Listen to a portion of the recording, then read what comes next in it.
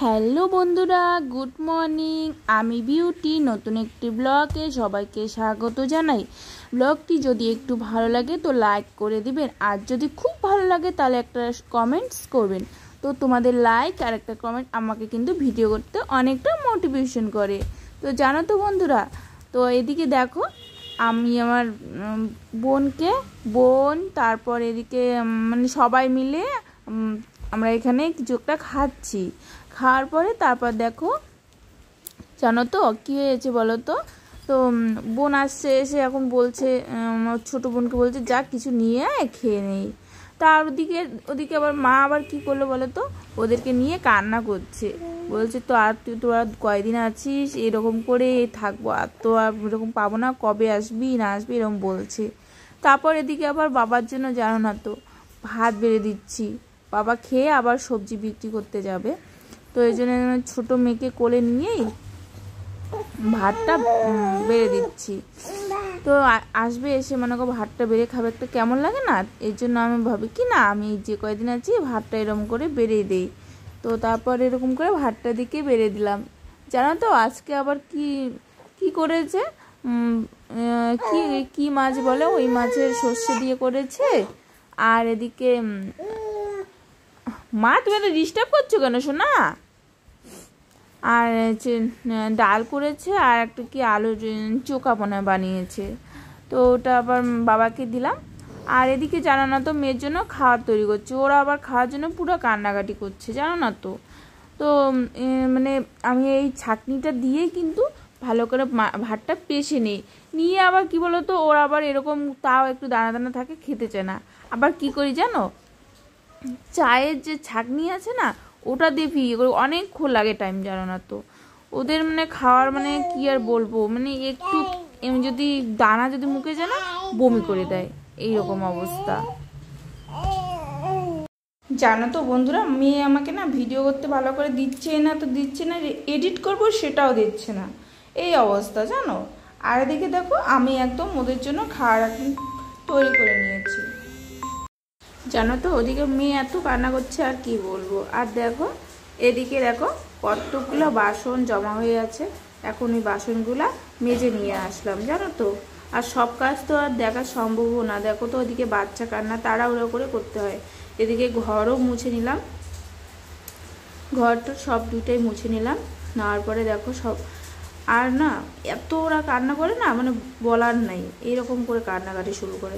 আর দেখো দুদিন থেকে পুরো বৃষ্টি হচ্ছে জানো তো, কাপড় টাপড় শুকাচ্ছে না, কত ওয়েদারটা একবার দেখো এত সুন্দর ওয়েদার, কিন্তু বৃষ্টি হচ্ছে, বৃষ্টিতে ভাল লাগছে না দেখো। আর ছাদে গিয়ে যে মেয়েকে হাসি দিচ্ছে আর কি বলবো।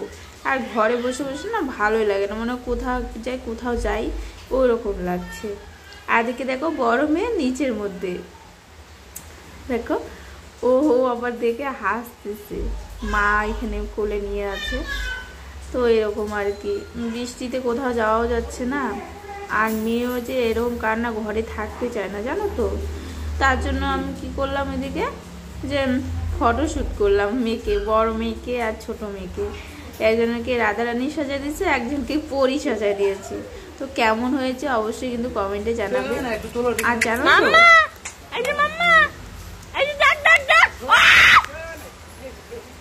আর কি বলতো, মানে এরকম করে সাজিয়ে ফটো তুলে নিলাম, মা বাবার ফটোও থাকবে, অনেক দিনে আসা যে আমার যে হয় আমি এরকম করে সাজাবো। তো অনেক দিনে আসা এখন আমার পূরণ হয়ে যাচ্ছে, ভগবানের কাছে আমার এটাই যে আমাকে দুইটা সন্তান দিয়েছে, যাই হোক মেয়ে হোক ছেলে হোক যাই হোক আমাকে দিয়েছে। আমি খুব লাকি জানো, অনেক দিন পর আমি বেবি পেয়েছি। তো এরকম করে আমি সাজুগুজু করিয়ে ওদেরকে ফটো উঠেছি। আর আমার এত ভালো লাগে না এরকম করে সাজুগুজু করাতে, তো কি বলবো। তো জানো তো আমরা বাড়িতে যাব এখন, মা আর বাবার সেই মন খারাপ, বাবা আজকে যায় নাই, মনটা খুব খারাপ। তো ওদেরকে নিয়ে আছে, আর মা এদিকে বলছে যে আর কয়টা তো দিনেই, তারপর তো চলে যাবি তোরা, এরকম করে বলছে। তো এদিকে আবার আমি সন্ধ্যা হয়ে গেছে, তো এদিকে আবার চা আর যে চিড়া আছে না ওটা ভেজে নিয়েছি, আমরা বলি দো ভাজা বলি, এখন তোমরা কি বলো আমি জানি না। তো এদিকে চাও বানিয়ে নিয়ে আসলাম, আর মামামকে যে জামা পরে দিচ্ছে জানো তো, যে বৃষ্টির দিন করে জানো না তো, ওরা এত হিসু করে আর কি বলবো। এই জন্য আমি তো হাগিস পরাই না, অসুবিধা হয় ওদের, পেচ্ছাপের হয়, ওই জন্যে হাগিস পরাই না জানো। আর এদিকে যে চিড়া টিড়া ভেজে নিয়েছি না, একদম গ্যাসটা কি নোংরা হয়ে গেছে। তো এখন আমি গ্যাসটা মুছে নিলাম ভালো করে, মুছে টুছে নিয়ে তারপরে ওটা আমরা খাবো সবাই মিলে।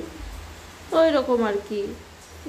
এদিকে আবার আমি কি করছি জানো তো, আমি ভাবছি যে দেখি ডালটা, দুপুরকার ডাল এটা, দেখি তো গন্ধ হয়েছে কিনা, যদি গন্ধ না হয় আমি মুড়ি দিয়ে খেয়ে নেবো। তো দেখলাম ডালটা মুখে নিয়ে দেখলাম যে ডালটা নষ্ট হয়ে গেছে। তো ওই জন্য আর ওটাকে আমি আর করলাম না, এইরকম অবস্থা। আর এদিকে বোন যে দোকানে প্যাকেটে পাওয়া যায় না পরোটা, ওটা নিয়ে আসে, এসে আমাকে বলছে যে দিদি আমাকে পরোটাটা ভেজে দে না। তো আমি আবার বললাম কি ঠিক আছে চল। তো আমি আর কোনো বাসনও বার করলাম না, কেননা বৃষ্টি হচ্ছে না, তো বাসন মাঝে মাঝে আমার ভালো লাগে না। এই জন্য আমি ওই কড়াইটা যে ছিল, ওই কড়াইটার মধ্যে ওই যে পরোটাটা ভেজে ওকে দিব আর কি। আর ও না যেটাই খাইতে চায় ওটাই মা আবার এনে দেয়। তো আমার কথা বলে যে দিদি খাইতে চাচ্ছে। তো আমার আবার জানো তো এই যে প্যাকেটের পরোটা আমার একদম ভালো লাগে না। বাড়ির বানা পরোটা আর প্যাকেটের পরোটা অনেক তফাৎ জানো। এই জন্য আমি ওখানকার আমার পছন্দই হয় না। তো এখানে আমি হালকা করে সাদা তেল দিয়ে দিচ্ছি, দিয়ে পরোটাটা আমি উল্টে পাল্টায় এখন ভেজে নিব জানো। ভেজে নেওয়ার পরে দেখো এখন বোন আমার এখানে সস নিয়েছে, ওই ডালটা, গন্ধ ডালটা ও বলে খাবে, ওর বলে ভাল লাগে বলে।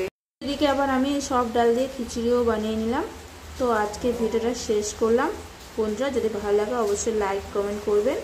তো সবাইকে টাটা, ভালো থাকবেন, সুস্থ থাকবেন, দেখা হচ্ছে আর কি নতুন ব্লগে।